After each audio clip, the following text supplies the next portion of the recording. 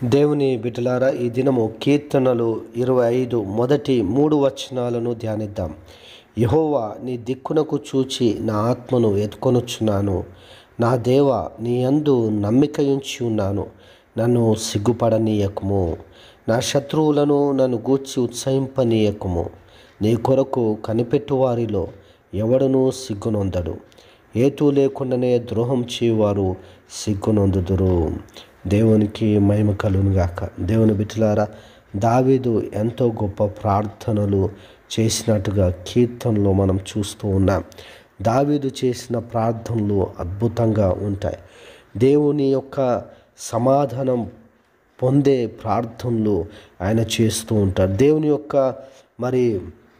దృష్టిని తన వైపు మలుచుకునే ప్రయత్నము చేస్తూ ఉంటాడు.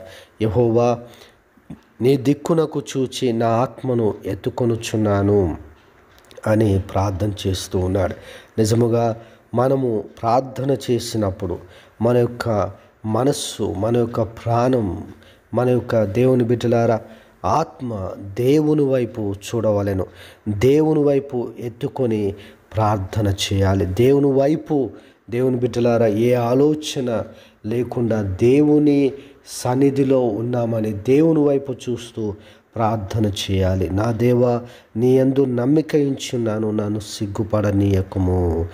దేవా, నీ యందు నేను నమ్మిక ఉంచి ఉన్నాను అని దావీదు భక్తుడు అంటూ ఉన్నాడు. నిజముగా ఎప్పుడైతే ఆ మాటలు మనం పలుకుతామో, నా కుమారుడు నా వైపు చూస్తూ ఉన్నాడు, నన్ను నమ్ముతున్నాడు అని దేవుడు మన వైపు చూసి ఆయన సమాధానం ఇస్తాడు.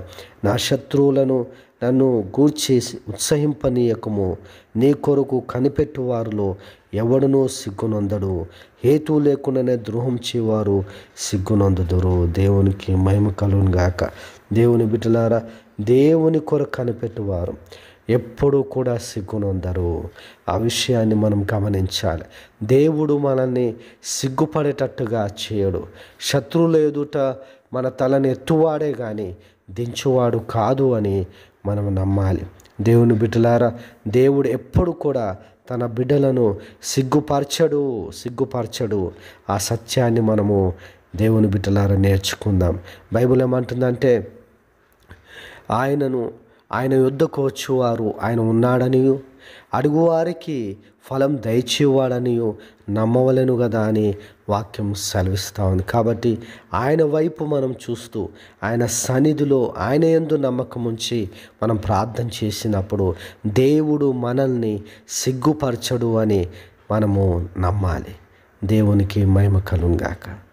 దేవుడు అట్టి నమ్మకము మనకు అనుగ్రహించును గాక. ఆమేన్.